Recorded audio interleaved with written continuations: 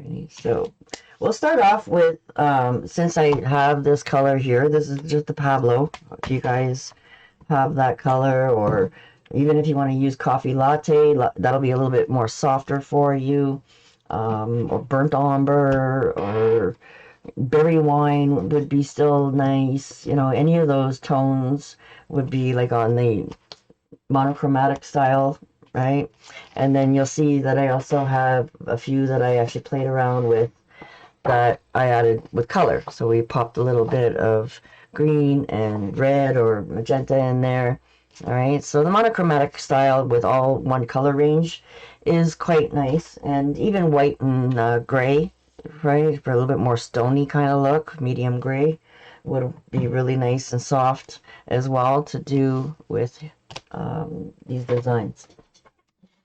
All right, so we're going to play with our script liner first. All right, and then we're going to get some dark color out, and then of course our white. All right, if you have titanium white, it's a little brighter than wicker white, but wicker white is pretty standard. We use that quite a bit, but I was just realizing too, I have the little ones for sale, all wicker white. But when I bought this big guy, it is actually the titanium white, so it does make a bit of a difference for that brightness. If you guys really want to use a brighter white, then titanium is brighter. But I've been using wicker white for so long that I forgot about the difference. All right, so we have our two colors out, and I'm going to be using white, quite a bit, and I don't want to always make a big mess of things. So first thing I'm going to do is I'm going to pull some of this paint out and bring some over to the side. Not all of it, just some of it. Okay. And then I can even bring some over to this side if I need some clean white.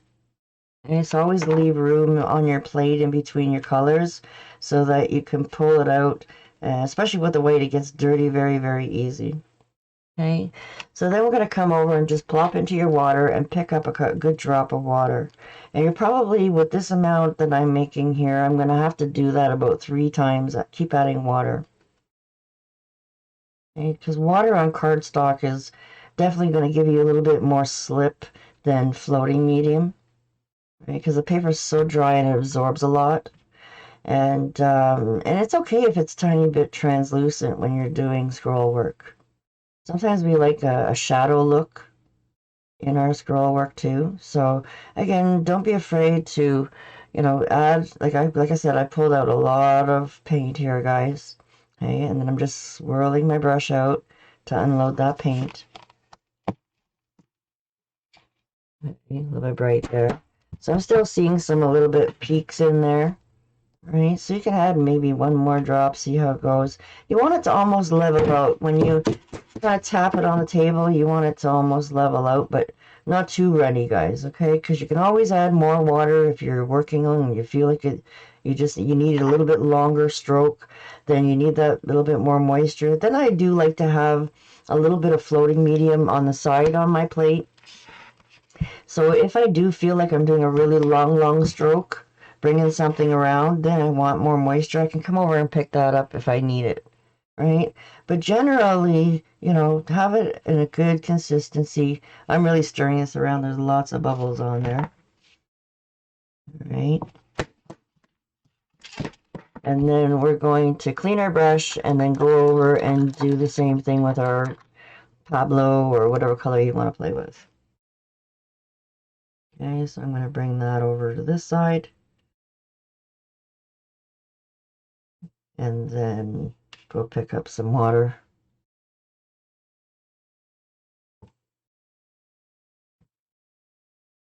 I said at least 3 times. Stir it around a little bit, see how it feels. Slam your plate a little bit on the table and get it to level out a little bit for you. Okay, so you don't want to go too wide in your path. Okay, you just might have went a little wide on mine, but just bringing it out further out is more important than wide. Okay, so don't bring it out too wide, because if you want to play around with a bunch of different colors, then you want to Definitely have space for that.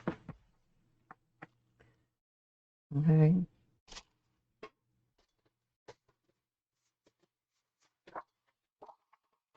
So to get comfortable with our liner brush and loading it, okay, so what you're going to do is start off with a clean brush. After you got your water consistency is good, start off with a nice fresh brush again, clean. All right, because we want to have one side of this liner brush actually loaded and then the other side of it loaded too. All right, so you're going to go over into your white. Make sure it's not too globby, guys, okay? Just a nice amount. And so not so much that it bleeds through and all around, so you still have a nice clean area to pick up some Pablo. And normally darker colors will take over a lot faster than the light colors. So just maybe a titch more lighter color. Again, that's going to vary and depend on your strokes because sometimes we like to alternate them, having them look a little bit lighter, a little bit darker, and playing around with your stroke. When you have the white showing to your face and you push down and pull up, you're going to have dominantly white come down the middle of it. Okay? And another thing that you want to have is a damp rag. Okay, so when your brush is getting muddy, you're going to just wipe it out so then that way you can reload it again. Okay, it's really important to keep doing that so then that way your colors stay nice and clean. Okay, so if you want to try a darker stroke, you're going to push down and pull through and you should have a little bit more darker color there. Sometimes we can get away with just popping in our brush a couple times to make some strokes and then see what your consistency is like. See if you're getting some dragginess. Do I have to come over and pick up a little bit of floating medium to moisten my brush up a bit and then come over and reload? Okay, so you'll see that they're quite light. If you have your white facing up. Okay, and then sometimes I feel like I got a lot of paint on my brush and I'll actually just go and pick up a little bit more of a different color, right? So I want the dark up now and I really want it really dark. Then I'm just going to go pick up dark because my brush has got lots of moisture. It's got remnants, a little bit of that white in there. So you don't always have to clean it. It's just usually after a few strokes when you're pushing down and popping up, it's going to get muddy or it's going to be maybe too dark. Right? So like I said, sometimes we like it really dark, sometimes we want it really light. Okay, so you're just going to play around with your daisy stroke, and then depending on how much you push, and then pull up on your chisel really short, they're going to be really tiny. If you go and you drag it a little bit more, and slowly pull up on your chisel, then you'll have a nice, smooth little bat there. Right? So when we're doing scroll work, it's really nice to have that flow where it's nice and even. Okay, because then we're going to put some dance in it. We're going to put a little bit of curl into it. We want to have that nice long wispy tail. Okay, and then we're going to nestle them right in front of each other. Okay.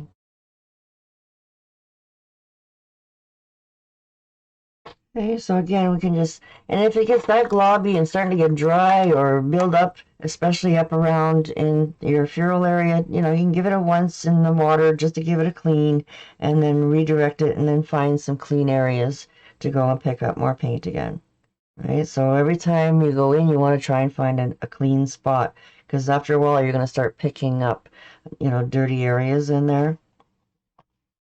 Okay, and then we're going to push down and then pull out. So that one's not far enough out there, actually. Okay, so let's try that again. And we can play around with them. So you can put a little bit more of a dark, bigger one. Now I want to put the white up. Nestle that in there, make it a little bit smaller. I have a tiny bit of space, but you definitely want them to be nestled into each other. Okay, then you can turn it around and pick up some dark. So this is what's really going to help have them stand out a little bit more when you have that little bit dark. And then you have your little bit light, right? So that helps to really let them be unique to each other. Otherwise, if they're all the same color, then they all just kind of blend into each other a little bit more. Okay? So you definitely want to play around with your strokes and try and do some upside down, because some of our work is going to be upside down. A little bit more water in there if it's too draggy. So I definitely need a little bit more water in my paint.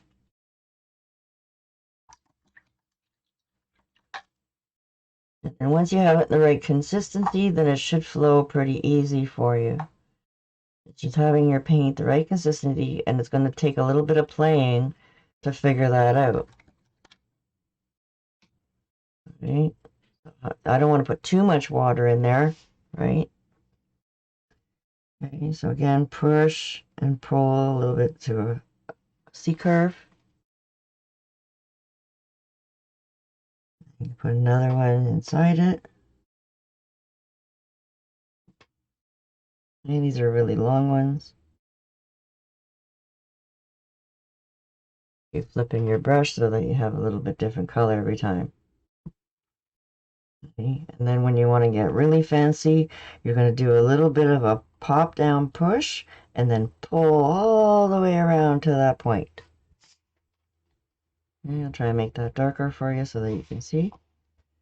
Okay, so this is where you want that little bit of a tadpole head. Push down and then pop up really quickly. Okay, pop up and then pull up into that area and then come out really nice and thin. Okay, so it depends on how much pressure. Sometimes I'll do a little pop up just very short, small. Okay, so that's coming in to give you different looks. Okay, a little like of a little tadpole head.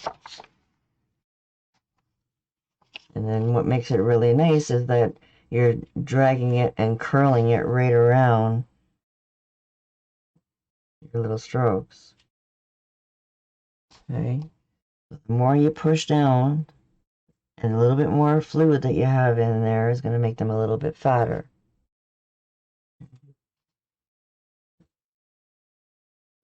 Smaller, nestling them in. You come right over, pop up, and then you have to make that sound too, guys, when you're painting, and then it'll come out a lot better. Go wee.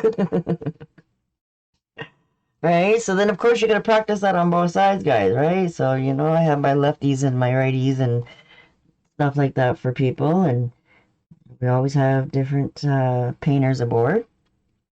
Southpaws, so, but I always say you have to practice everything in two directions. Okay? You definitely want to. I didn't quite get that sound right, Mandy. Can you do it again? I'm sorry? Can you do that sound again? I didn't quite get it. Woo! You gotta go, or wee! Like you're on a roller coaster. Put your hands up and go wee! Alright, so this is just giving it that, like, you don't want. It just reminded me of the. Okay, but this is basically what we're doing. And again, depending on if you need help to go right over my strokes, turn my pages around, guys. Okay, so definitely you want to have that little bit more of illusion on different angles and really force yourself to practice, and you need that guide.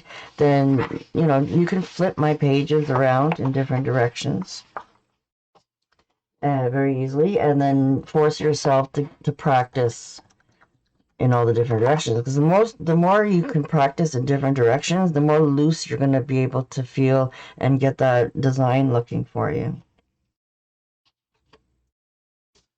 Okay, so again, I gave you the little ovals now too, because sometimes we need that to help us as well.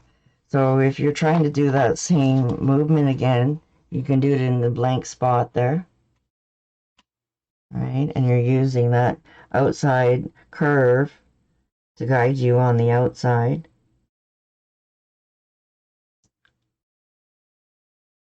Flip over. And then, some of them I have made a little bit, curly outside, right? But technically, when you're nestling, you're got to nestle them into each other a little bit at a time. Okay, so this is very fun and flary, but when you're talking about nestling, it is a little bit more tighter in there. Okay, and then you're going to come over at the top part of your oval over onto the top is where you're going to start, and then you're going to pull that all the way around. Okay, so if you need to use my guides for placement, all right, so it's a nice size, this oval. Then definitely when we, put three together in one, then you can make like more border styles, right? So again, this is where we want that little bit more moisture in our brush to carry us all the way through. So when you're doing something like that, then I want to set the pattern a little bit, right? So you want to be able to erase and not have any little blank spots in your pattern. So usually what we do is the very, very first one, you're going to push down and set your outside one down, and then just do a very light, fine, trail of color. Okay, so you push down, you can make that first stroke, and then if you have to go over it a couple times, you can, to get that little bit of line going, so you have some color bit set down, right? Then it's very easy to go in and add to it. Okay, so you got the next one there. So sometimes we can put two nestle together, sometimes three. Okay, I didn't leave myself very much room here on the top of my paper practice here. Right. So again, you can make a little bit smaller ones.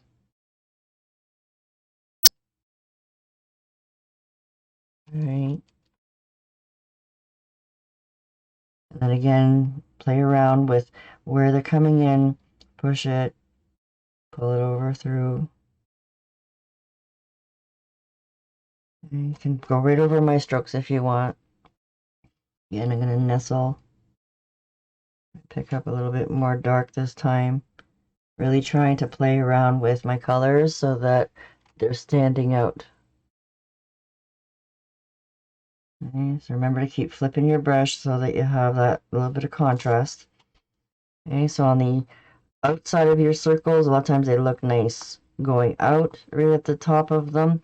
And then, of course, right in the belly is a good place to put them. Right. Pop them in. And you're pushing down and getting as much pressure as you can with your liner brush. Okay, and that's going to come right all into that line that you made. And then wherever you're going to end, or if you want to make things different a little bit, if you keep joining this on some sort of vine and border, you can do two this way and then two that way, or one that way and then two back this way. You try to change them up a little bit, right? So again, this is really pushing you guys to paint in both directions. Okay. Hopefully you guys are feeling comfortable with all your stroke work. I know a few of you are from boot camp, and I know a couple of you are on my intro programs. Definitely, if you need a little bit more liner practice, go back and revisit some of those assignments that I was sharing with you guys there. Okay. So usually we set the biggest ones out first. And then if we want to come in and pop up a couple smaller ones in there, you can always pull one of these in front, since I don't have room. Okay. And then you can always pull one of these little little finer ones now. Okay, so you have that contrast between big strokes and little strokes. Okay. So I do like to curl them up sometimes in front too. Right? Really pop that over in a curl. And then if I want to add some dots, this is where sometimes I like to put my dots, is in these little curls. Okay, so you're just using the back of your brush to pop in your dots. Okay, so if you really want to go progressive, bigger, smaller, smaller, smaller, you know, your first dot is really good and loaded is always going to be your biggest. You can always manipulate it and do little circles to make them even bigger. Okay, but then every time you go and unload your dots, they're going to naturally get smaller and smaller and smaller as you go. Okay, so if you want to be specific and you want to start off at this fourth one there that we did, or that one I purposely made bigger, so we know that we have to hit down 2 times before it's going to be that size. So a lot of times I'll actually play on my plate. If I wanted to make them all that tiny, I'll go 1, 2, and then come over and put my little dots. 1, 2. So then that way they're all like really tiny. Okay, because if you load up on the end of your brush, and our liner brush is the smallest out of them, so it's the perfect size to do for a dotting tool. Okay, so sometimes I'll make them scattered like that. Sometimes I'll put them in a row, okay, just to change it up and make them look a little bit pretty. All right, so I'm kind of multitasking here a little bit with you guys with this little quick vine that you can always pop in somewhere around your paintings. Okay, so again, this is like the breakdown of this little curl. And like I said, flip your stuff around so then that way you can practice in all the different directions. So if you see on this one, if you really, really want to get that extra little curl, then you have to actually do it in 2 parts. Okay, so you're going to load your brush. And then sometimes I'll actually start at the end. Okay, so some of you want to flick out this way, some you might want to bring in from a different direction, especially if you want them really, really, really curly. Okay, so I have more room on my paper. I'm going to show you on the under. Okay, so we're going to wisp in really, really, really lightly, and then we're going to, just like we're doing our curly cues, you're going to come around into a really tight, tight little circle. Okay. And then usually we're not getting that little punch when we're going in that direction. We always get the really fine, fine line at the end. Okay, so it's kind of hard to punch on your way out like that. So really it's easier to just come in, load your brush again, and then come in the center, give it a little bit of a punch, and then pull it in, and then just wisp it into that stroke like it belonged in there in the first place. All right, so some things we do have to do in 2 parts. Okay, so try to get as much as you can in that curl with that direction. Right. Turn around a little bit more so I don't get into my... Okay, so you want to have this guy right in the center here in the circle, and then pop that right up in the center. Okay, so we're going to be adding lots of those throughout all of our designs to come. Okay, so this is the main structure of how we're going to play around. Okay, so a lot of nestling, a lot of curling, and having them in different brushes and different sizes, and then of course playing around with different colors is what's really going to help give you all those different designs. Okay. So I did give you a little bit more on this one here. Okay, and a lot of times we have these like big huge C's, right? They're all kind of shaped in huge C's.